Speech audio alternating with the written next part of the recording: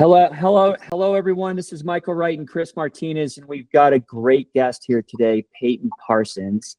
And this is a special guest for me because I had a chance to coach Peyton. Only, I think was it 2 seasons or 1? I think it was 2, right? 2 seasons. It was yep. two seasons over at the high school, and of course, when the girls are playing high school, they seriously get into it. And at least in the state of Colorado, I know in Texas and other states, high school soccer is a big deal. And I loved coaching you. But Peyton, welcome to the iATAC Soccer Podcast, and I'm super excited to have you here. Chris, any initial words? No, likewise, Peyton. Thanks so much for joining us, and super excited to hear about your journey and pick your brain on all things soccer. Yeah, thanks for having me. Yes, for sure. And I think just right out of the gate, I think it would be great for the guests and the people viewing this to hear about your soccer journey and just kind of how you became this great player at Texas Tech. Why don't you rewind and kind of give the journey of Peyton in the soccer world? Let's sit back and just hear from you how you've kind of evolved as a player and how you got there. Yeah. So from the earliest time that I can remember, technical skill was always a big part of my game. And so I started going to Corver camps when I was really young.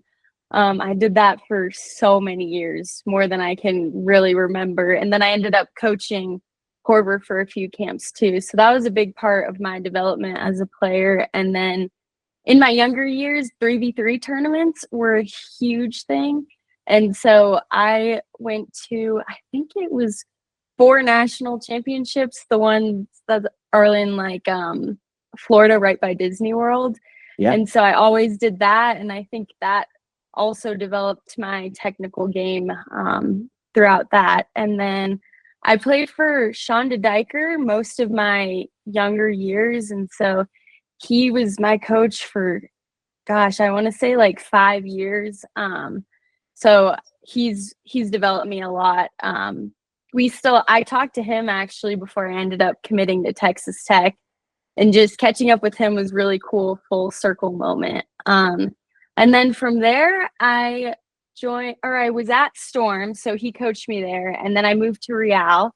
So then Lauren Donaldson was my coach for a good 4 years, and Lyle helped coach with that too. So he developed me, and that was just the biggest part of my career because it was high school, and that's when colleges started looking at me and everything. So I really enjoyed playing for Lauren. And then he also just challenged me as a player because he would move me to different positions that I had never played before. So I always played attacking mid, and Lauren wanted me to play outside forward, which I didn't know how to play, but I love that because then going into college, I wasn't just one position. I had multiple things up my sleeve. So, and then I transferred from Regis to Valor right when DA, I think, or Real dropped out of DA and went to ECNL. So that was awesome because I finally got to play high school soccer for the first time. I think some girls on my club team cried when we found out that we could play for our high school, because it's just a different atmosphere, and playing for people who are not just your parents. That was a really cool part of high school. But yeah, playing for you, Mike, like you said, and Coach Schultz, that was just so much fun. And it honestly just boosted my confidence going into college. Being an older girl playing high school for the first time, it was cool to just have this new leadership role and help with the younger girls too. That definitely helped me now going into my senior year at Tech, just developed me as a leader. So yeah, then the recruiting process was super fun, very rewarding, and it was cool just being able to talk to coaches and hear that all the hard work that I did throughout high school really paid off. And I ended up finding my home at Texas Tech. That's great. Wow. That's great.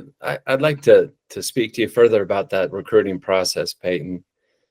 So everything that goes into it, obviously, you're being courted by various schools and trying to make decisions in what might be the best fit for you academically, athletically, soccer-wise, all these things. And just as a young player, you go to these events, playoffs, showcase events, and you have the sidelines that are just jam-packed with college recruiters, coaches, scouts, whatever it may be. How was that as a player when it came down to, you're warming up, you see all these eyes on you? Did you feel added pressure, anxiety, or did you kind of embrace and say, this is my time to shine. I can't wait to show all these coaches and scouts what I'm about, what I'm able to do, anything along these lines? How was that for you? Yeah, no, it was definitely a new experience. A little more added pressure, but I guess I don't know if I couldn't wrap my brain around the fact that how much pressure it was back in the day. But to me, it was just another game and just more people that I could go out and impress with my skills. So I always saw it as just like another competitive challenge to me. But the recruiting process for me was a little different because I started getting recruited in 8th grade, and I would go to all these camps and talk to coaches. And then I think it was sophomore year, everything got cut off, or maybe even freshman year.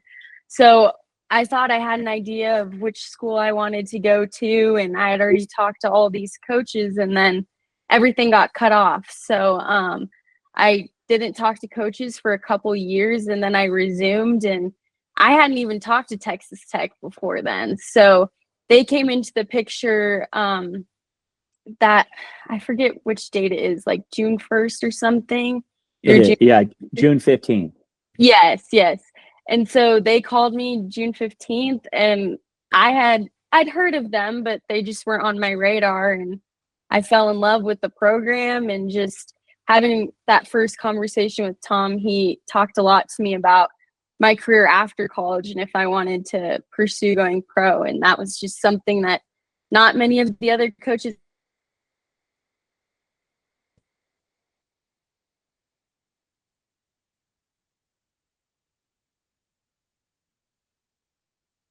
Okay, Peyton, can you hear me? Yes. Can you hear us? Yeah, Or of hear course. me? Yeah. Okay. So not many coaches actually pursued an angle like that, is what you were saying. So he talked not only Yes. about Texas Tech having a great program, but what's it going to look like for you after college? Yeah. That's great. Yeah. Really So that interesting. really, it sparked my interest a lot, just that he saw my potential for even after college. And I think just our whole conversation, I mean, it was more about who I am as a person. He already knew my soccer skills. So it was just like finding out who I am off the field as well, which also stuck with me. Mm-hmm.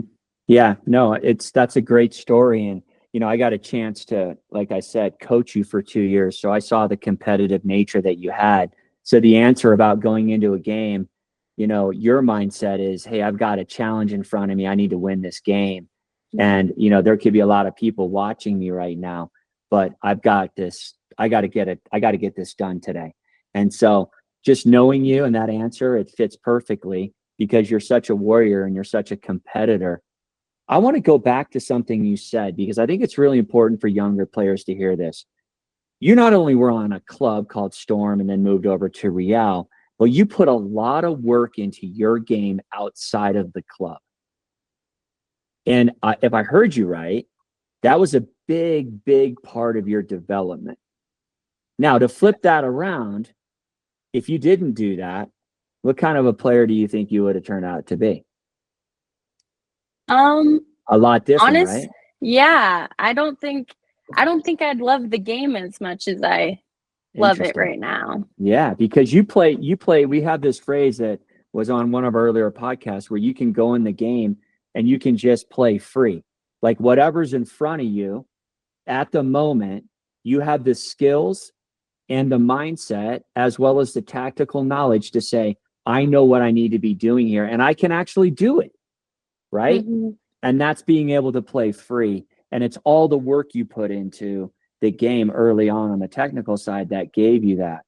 Now, with that being said, though, I want to talk about an area you didn't put enough emphasis into from the high school to the college. And I only know this because I had a chance to talk to you. I think it was at church, and you had mentioned the transition from high school to college. Could you speak about the physicality of going from let's say the high school, days or college or club days to the college area, and how you came into that environment. And you got girls that are a lot older that have been in weightlifting programs, etc.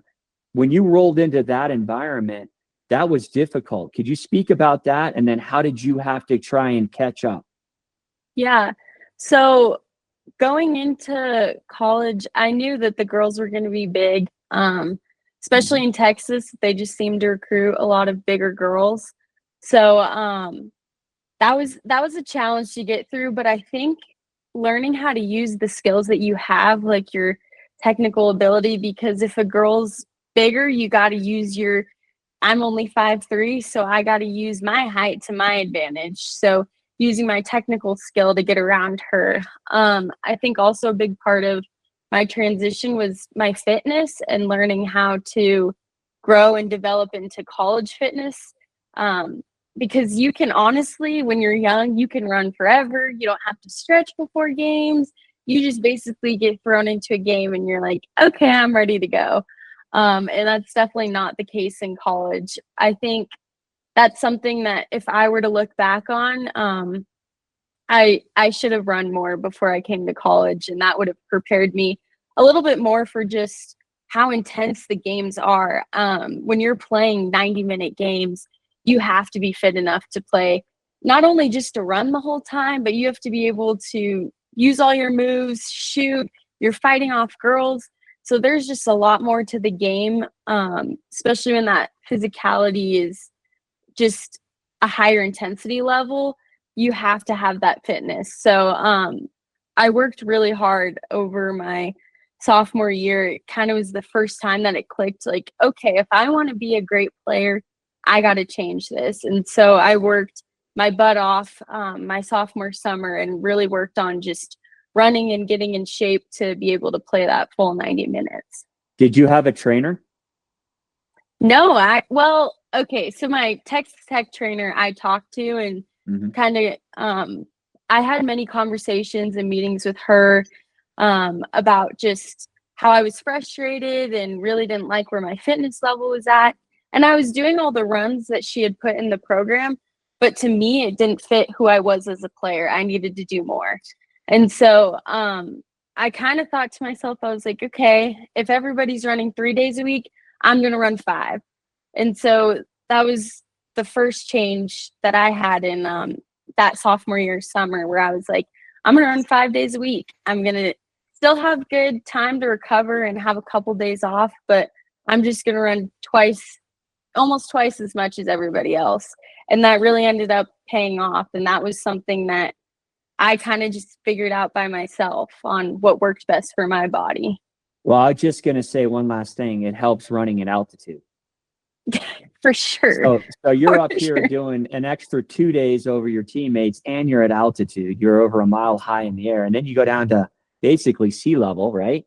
And so you're coming in incredibly fit, and it paid dividends. So you showed up, and you could just see right away, because you put that physical aspect back into your game at a higher level.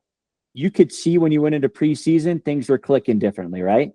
Yeah. I trained with a few of the Real coaches that summer before I went back. I trained with April and her team. And I remember vividly her calling Tom and being like, this is a different girl. Like, she's going to be amazing this season. And that Tom told me that, and that really boosted my confidence, that I was like, wow, someone else sees that I've put in the work. Okay, now I just build off of this. So that was a cool moment. Yeah. And I'll just, Chris, I'll let you go here next, but at iATAC, we talk about a holistic player. And so you came into Texas Tech highly skilled, right? Understanding the game, playing multiple positions. You're a two-way player. You could dribble out of things. You can pass out of things. Good defender, understood everything. But really the piece that was missing in the puzzle for you was the holistic side. I don't think mindset was an issue. Maybe we'll get into that a little bit. Maybe the confidence was dropping a little or not. We'll get into that. But we always talk about the 4 pillars of the game, the technical, the tactical, the physical, right? That we just spoke about, and then the mental side of the game. And you were coming in, I think 75% of the boxes were checked. and you were like, I got to work on the physical side. And when Yeah. you did that, it completed the circle and you took off as a player. That is so cool. Chris, go ahead. Yeah, no, I think that's a great story, and it's great to hear. What I took away most from what you said is how you figured out what you needed, right? Mhm. Every player's different, every player's journey is different, but you were able to figure out what you felt you needed that best suited you, and then you empowered yourself to go out and put this to work, put these to action, so to speak. So, and obviously, like April said to Tom, this looks like a different player. And once you heard that, you said, wow, that made me feel good. I feel more confident now because someone else is seeing the hard work that I'm putting in. So naturally, right, you felt good. You're excited to get back on campus and to show your coach exactly what you have done. And my guess is you get back there, obviously, there's some heat and humidity, right? No problem, because physically, right, you can get through it. You can endure. Your fitness level's high. You've put the work in. And now, because that's in place, it allows you to really focus in on the other pillars of the game, right? Because I tell you right now, it's a game of running. It's a game of talking. When you are fatigued, the easy things become more difficult. The difficult things are darn near impossible, right? So you didn't have to worry about that. Your engine, your tank of gas was full. You're able to buzz around, do what you needed to do, right? So I think that's a really, really valuable and important story that you shared with us. Mm-hmm. Yeah, absolutely. I loved it. So let's move into this concept of I'm a club soccer player. I played high school soccer, and now you're going into a big time program, Texas Tech, and you've got to sit there and you got to compete, right? And so you got a lot of girls that are really good around you too, by the way.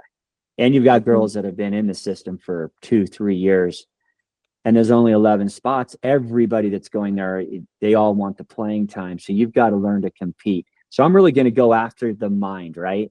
And what's going on upstairs. So when you come in as a freshman and you're trying to make, things work, and you're seeing girls and you're in the situation, my question is the mindset, how did that evolve for you as a player, going from, let's say, what you thought was a solid mindset? Like, what's the difference of how you have to adjust from going from club, and how you think about competing and talking to yourself and solving, the self-talk in your head and keeping your confidence high? You were coming in highly recruited. Your mindset, your confidence was high, but I'm sure there's moments that freshman year where you had some dips in there and you had to get out. Talk to the listeners and the viewers how you struggled through that, obviously got to the other end of it, and what did you do to try and sharpen your mindset or improve your mindset, going from, let's say, club high school to this program? Yeah, I actually watched a podcast recently, and it was about one of these women's basketball players, and she was talking about confidence and just how women tend to just have less confidence. We come in and we're humble, but we're almost too humble, where we aren't confident to the point where we're like, okay, I'm going to be on the field. I'm going to start. I remember freshman year coming in and I was like, oh my gosh, everybody here is good. I don't even know if I'll make the traveling roster, which is crazy because the mindset of that and the player that I am, that shouldn't have been a question, but it's just the fact that you're in a new environment and all of the girls around you are so good that you start questioning yourself. And so I think that's something that I really worked on throughout college, is just finding that confidence and believing in yourself, because that way and that thinking just kind of tore me down. And so I think after freshman year, just realizing, once obviously I made the traveling roster and then I was playing in games and I was competing for a starting spot, just knowing that I am that great player. I've worked that hard to be there. And so to just trust in my abilities. And so freshman year, I got a few starts, and then we changed formation. So the position I was playing got cut out of the lineup. We ended up going to a 4-4-2. And so that was hard because I was like, okay, I won this starting spot and now I'm back to being on the bench again. And so I think who I am as a person, that's just another challenge to me. So I'm just going to keep fighting for that spot and keep working and working. And so I think I got a little complacent freshman year, and I was not that I was happy to be getting in a little bit, but I was just like, oh, this girl already won the spot. I'm not going to get on the field. And then sophomore year, I worked my butt off and I started on the bench again, and then I would sub in. And by the end of the season, I was playing just as much as the starter. And so I think that's something that was hard to get over too, is the fact that I was putting in all this work to play as much as a starter, but I still wasn't starting. And that also is what led me to get to my junior year where I had the best season in college. So I'm like, okay, this is another competition. I'm going to get on this field. I'm going to start. So then I'm going to keep working off the field twice as hard as everybody else, stay after practice, get there early, whatever it takes. I'm going to win that starting spot. And so I think after I had that competitive fire come back sophomore year, my confidence started going up, and I just wouldn't accept the fact that I'd be on the bench again. Wow, that's fantastic. No, it's once again very interesting, because I think for the younger listener and viewer out there, very, very common, very typical when, we're dealing with these high level, top NCAA Division I teams. Basically, the players that are being recruited oftentimes are a big fish in a smaller pond, right? And then you come to this university, you come together as a team at the college level. And like you said, now you're dealing with all these very, very good players, right? And what I'm getting at, back to the big fish in the smaller pond, oftentimes, if you're the best player in your club team and maybe you're not playing as well as you can be or not giving maximum effort, you'll still be on the field consistently because you're probably better than, the other options. So it's not like there's any consequences. However, you get to the college level, everyone's good, right? Roles are being defined, competitions at the highest point or level. Now you're trying to figure out the new dynamics of this new environment, and you realize, like, wow, right? What is this all about? And some players embrace it. Some players cower. Some players take a little bit of time to process it, like you did, and realize at first you're like, wow, is this really right for me? And then you realize, wait a second, you mentioned, you kind of got complacent at one point, but then you said, no, I'm not accepting this. I do belong here. I am a great player. I will get myself on the field consistently. And look at your junior year. It's the best season you had. So a lot of great lessons here as well, Peyton. Yeah, and I want to jump in because this is a perfect time to. So you went from this freshman year, sophomore year, the best season you've ever had. So let the listeners hear this. What I have in front of me is some college achievements for you, Peyton. I have 2024 Big 12 first team all conference, recognized for exceptional performance during the season. Big 12 offensive player of the week, September 4th. You remember that one? Yep. Okay. Awarded after scoring 5 goals in a single week, including her first career hat trick in a 4-0 victory over Weber State. Top drawer soccer team of the week, September 3rd, selected for outstanding offensive contributions. And then top drawer soccer national top 100 players, ranked number 63 nationally as a player as of October 2024, obviously reflecting the impact you've had on the field. United Soccer Coaches All Midwest Region Team, honored for a performance during the 2024 season. CSC Academic All District Team 2024. So this is amazing. Here we come in with the story of, like, Chris said, you're trying to understand you're in a highly competitive environment. Your confidence is a little bit down.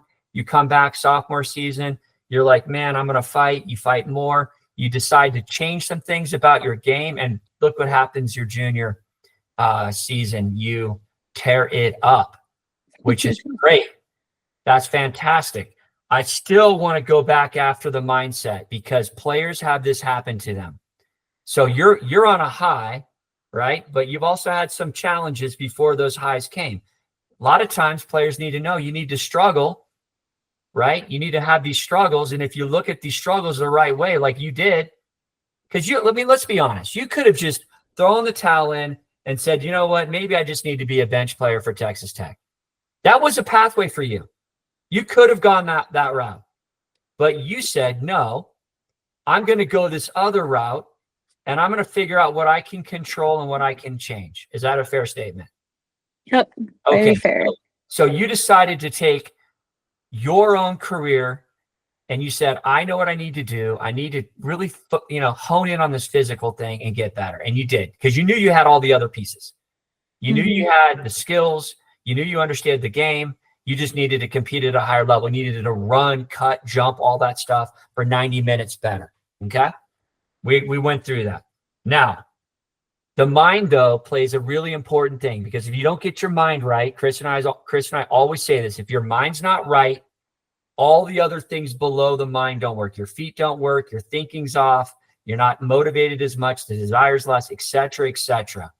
So can you tell us, Peyton, how do you, when you might have a subpar performance and you come off of it and it's just, look, it might have been, for everyone else's standards, it might have been a fine game. But for you, you're like, that was subpar.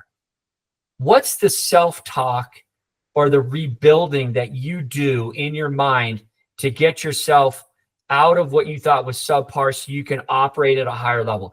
How do you self-talk to yourself? How do you build your confidence back up when you think you might have had a bad game? How do you talk to yourself? Yeah. I think one part of who I am is just my faith. And so I think knowing that soccer isn't my identity and that's not who I am, that's not what defines me as a person. So that honestly is the biggest thing that helps me on those hard days. But I think also just going, like, remembering who I am, remembering all the work I've put in, and then going and watching film. It stinks sitting there and watching a really, well, in my terms, a really bad game and looking at the mistakes. But that's just what makes you better. And so you see your mistakes and you're like, why would I do that? And it's already clicked. The next game, that same possession, that same position comes up, you're not going to do it again because you've already gone back. You've prepped yourself. You've seen this before. It's not happening again. My first game of the season was against Penn State. And so Tom had me take the PK in the game, and I shot my PK exactly how I shot my PK against Princeton the year before to win or to go on to the Sweet 16. And so she saved it. She knew exactly where it was going. And man, I definitely tipped. And after the game, I'm like, gosh, I did terrible. I could have done better for the team. I could have helped us out. I could have gained confidence. You just think of all the things you could have done, and it's like, it's over. Let's go on. Let's move on. I'm angry that I missed that. So then what do I do the rest of the season? I think I had 6 PKs the rest of the season, and I made all of them.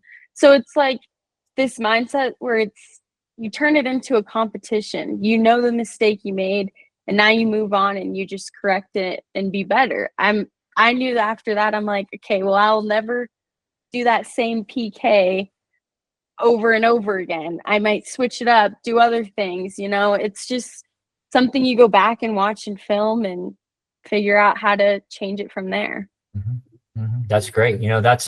That's a learning mindset, and that's also a growth mindset where you'll take a mistake and you'll say, how can I learn from that mistake? And then you move on and you're actually a better player after that mistake was made. I think there's so many players actually that they'll go through that mistake, and you know what the reaction would be? That PK mistake. I don't want to ever take another one again for my team. Mm-hmm. But you're like, no, I know what I need to do to fix this, as I just need to have more variety. Yeah. And so I think a lot of the times you when you make these mistakes, you put more pressure on yourself than what others are putting on you. So I missed that PK and I'm crying after the game. I'm so upset at myself, and my teammates are like, Peyton, we lost 4-0. That PK wasn't going to do anything. We don't care about the PK.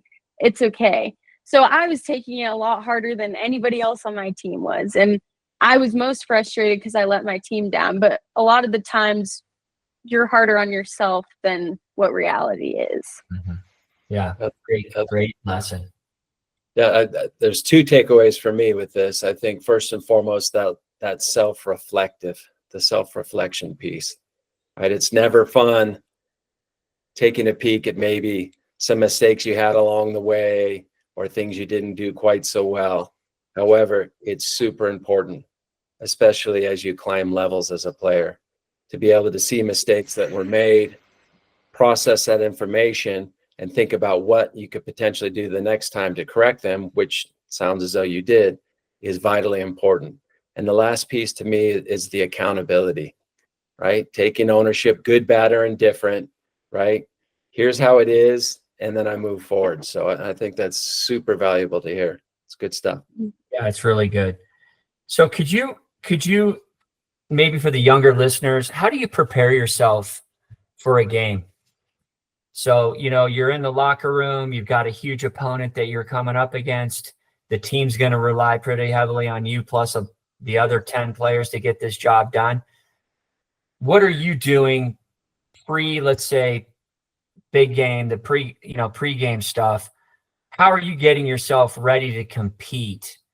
Can you walk us through that a little bit? And maybe this will be some guidance for younger players. They could think about it as well. Yeah, I think the day before a game, we do a walkthrough. So a lot of the times that's more of my visualizing time or thinking about different plays. We'll literally be in the middle of a walkthrough and Tom's talking to somebody else and I'm sitting there going, I'm going to dribble up this side, cut in, shoot. I'm thinking about different plays that are going to happen in the game. Love that. Yeah, so that's usually a part of my day before a game type of stuff. And then day of a game, I'm usually the first person to the locker room. I'm doing contrast, which is cold tub, hot tub, getting my body prepared. Just because the better I feel, the more confident I am to go into a game. So it's that. I'm a little bit superstitious, so I do a lot of the same things where I'm fueling the same, drinking a lot of electrolytes, that kind of thing. And then right before the game, my team, I'm sure most teams do this, but it's a big rowdy locker room. You got the music playing, girls are jumping and screaming, but that's just not how I am as a person and player. So I usually sit in the corner by myself and I have my headphones on, I listen to worship music, and I just get myself ready by myself. And that isn't how everybody works, but that's just how it works for me. So I found out that I can't do what everybody else does on the team. I got to do what's best for me. And so, yeah, I usually just spend quiet time preparing for the game. And then right before we walk out, that's usually when I get very hype.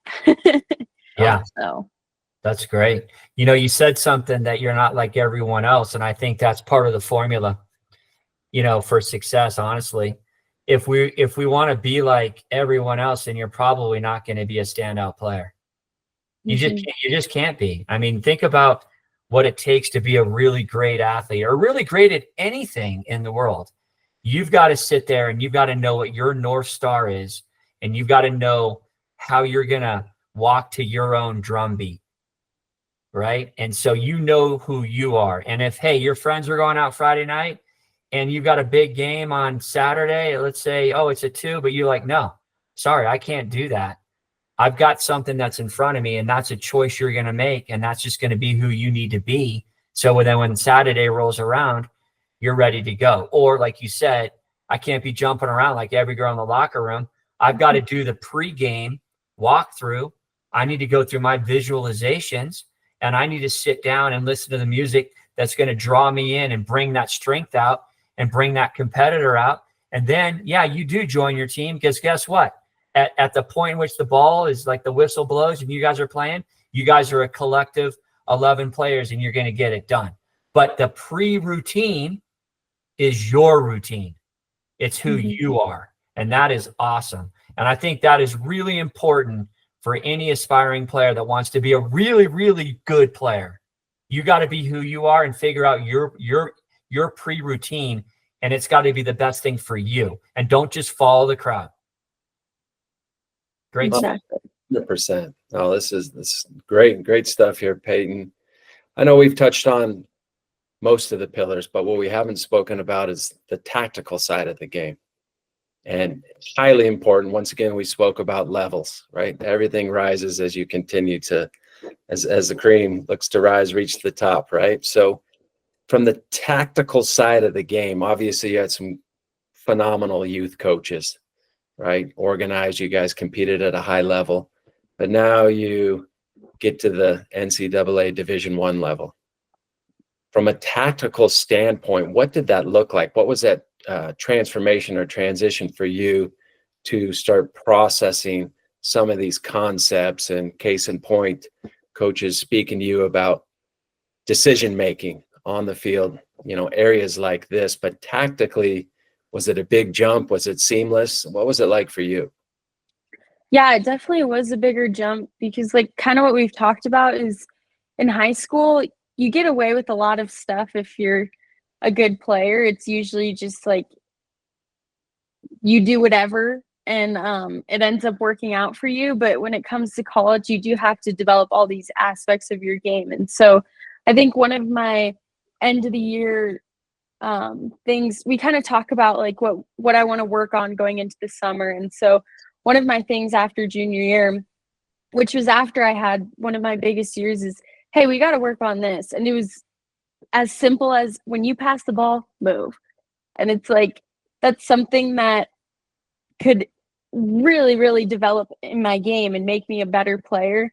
And I'm still learning this going into my senior year. So, I think just movement off the ball has been something that I did do in high school, but I didn't do it to the extent now that I have to actually think about, okay, I passed this, I got to move out of her way so she can then dribble up the field. Or I pass this, I got to help her out because now she's getting clobbered by 3 people. It's more of that thinking ahead, which you don't necessarily have to do in the high school game because it's not as fast as the college game. And I think just developing on the field in the moment, okay, I got to do this, I got to change this, figure this out, has been something that's tough too, because again, the game's just faster. So you don't have as much time to sit there and think about, okay, well, what could I have done here? You got to move on to the next play and do better the next time. So yeah, it's still something that I'm working on right now. What about inside the communication side of it? Can you speak about that? Are you a vocal player? Is your team vocal? Talk about communication. I mean, obviously it's a much higher level. Yeah, I think as I progressed through college, I became more confident in my vocal ability. Going in my senior year, I'm actually going to be the captain for the team, one of 3. So I think just throughout the years, I finally built this vocal ability, and now the girls are listening to me, or they look for me to talk to them. And if I'm not talking to them, I'm not helping out the team. So I think just becoming that player, even after a lot of the times it's when we get scored on, the team's flustered, someone's angry at somebody because something happened. And so last year I had to bring in the team and I'm like, look, we know that was a bad goal. We know that was our fault. It's not one person's fault. It's all of ours. Let's just play our game and move on. And it was kind of like a breath of fresh air, and everybody's like, oh, yeah, let's just move on.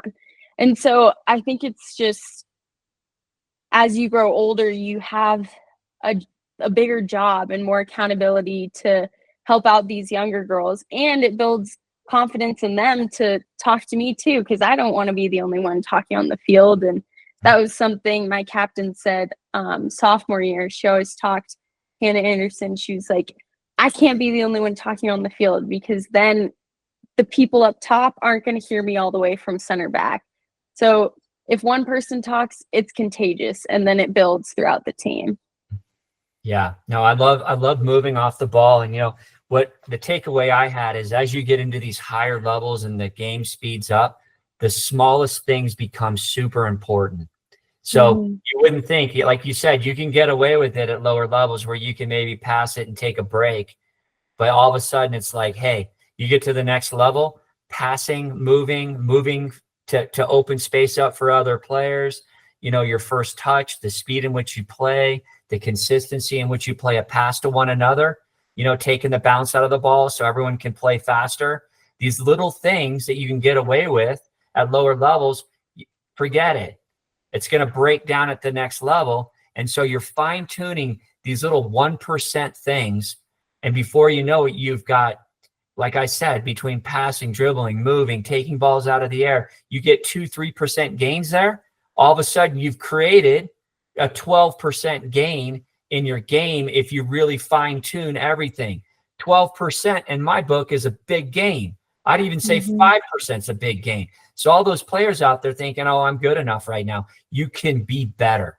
You can play passes better. You can move better. You can think ahead, right? You can move for others. There's always room to improve. And those little gains, they add up. And next thing you know, you've got 10, 12, 15% improvements. Yeah. Great point, Mike.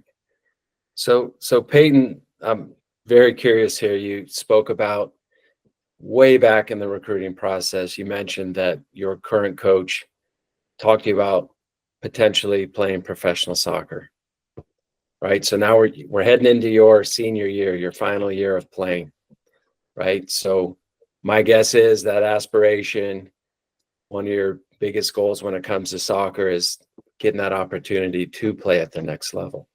If that is indeed the case, what are you focusing on?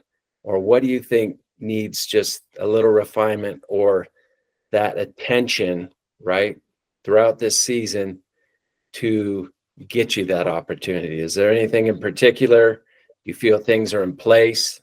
This is interesting for you. Yeah, I think, like Mike said, there's always stuff to improve on. And so one of the things I really wanted to focus on this year is just getting more shots on target, because if you don't get it on target, it's not going in. So that's been something that this season I've worked really hard on. I'm coming back from a little injury, but my goal was this summer is to just work on shooting. So I'm starting to get back into that. And it's hard because, again, in high school, you shoot and the goalkeepers aren't as strong as they are in the college game. And so as long as you have a hard shot, it might go in. But getting to the college level, I've just found out that the goalies are better, everything's better. So my shots not only have to be strong, but they also have to go where I want them to go. And so, my goal has just been to work on shooting more and just getting more shots on target so that I have a higher percent of scoring. That and just producing more assists has kind of been my biggest thing about rolling into the next year, is just producing more for my team. Yeah. What about the defensive side of the game? Yeah, that's kind of always a hard part as an attacking player, is that defensive side. The way we play is like we kind of try and trap the people on the sideline or outside backs. And so that comes with the same thing as like strength and conditioning. I got to figure out how to sprint to a player, but also break down so she doesn't just fly right past me or cut me inside. And so, working on that too is just as big, and learning how to get my body in. A strength of mine has always been the weight room. So even though I'm not tall, I'm going to be strong, and I'll give you a good fight even for being a little player. So using that to my ability and working on that. So you talked about this personal goal of striking the ball better. Do you do anything outside of practice or before practice at Texas Tech to fine tune your skills, like when you're in season, or how do you look at staying sharp when you're in the season? Yeah, in the season is tough because you also have that balance between letting your body recover and being able to go out and do extra. I think a lot of it comes from accountability in the summer on your own, working towards that. And so also the spring season is huge because you only have a certain amount of time with the coaches. So it's like, okay, you have 8 hours this week with the coaches. You got to be doing extra. You can't be doing the minimum if you want to be going pro, or if you even want to be an impact player on the field. So I think that's just been a big part of who I am. Is I will always, if anyone asks me, I will stay after practice or go out early. That's just been a big part of my game. And a lot of the times, if I am, like, going back to the question about like getting frustrated of things happening in the game, if my shots weren't falling or they weren't on target, I will be out there the next morning shooting because I'm frustrated at myself. So the only way to get better is to practice more. So I think during season, it's really important to not overdo it. So the time that you do get, maybe you go out and you take 20 shots and that's it. But those 20 shots you have to make count. It can't just be a whack at the ball. It's, okay, I got to focus, get my mind right, figure out that shot was good. I got to redo that all over again and figure out how or what prepares me mentally and physically to get that shot. So I think it's more just about quality, not quantity in season. Yeah, no, we at iATAC, we talk about training with purpose, right? It's not putting in 5 hours of just being, out there going through the motions, but, the intent of really zoning in on what you're doing. You're zeroing in on it and you're saying, I got to make this small amount of time really count, and I got to get my body feeling right, and that rhythm and how it felt and how I struck it, I want to be able to repeat that. So the mind body's got to be working really well, and you're really, really dialing in on the details of that. And you're right, it's the quality that you're trying to go after, not the quantity, because you've got a lot of demands on your body. Plus you're a student athlete. You got to go to class. You can't just sit there and play soccer all the time. So what is the position you are playing then? You said, like, I see you as a forward, listed as a forward, as a midfielder. Then you told me you're attacking midfielder. You played multiple positions. What are the positions you're going to be playing? Yeah, so my freshman year, they were kind of moving me all around. We played a 4-4-2, but the two up top, there was kind of like a drop down forward. Yeah. And so I think that's why I was kind of put as a midfielder / forward.